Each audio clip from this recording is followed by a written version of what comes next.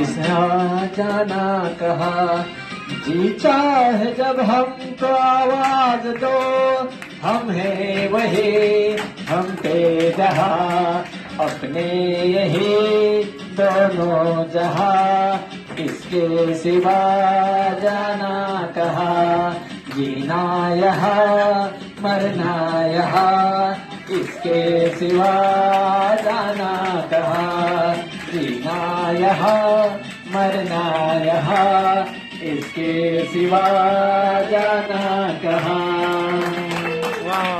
धन्यवाद। प्रत्येक कलाकाराच्या पाठीमागे काहीतरी मुखवटा दडलेला असतो आणि आमचे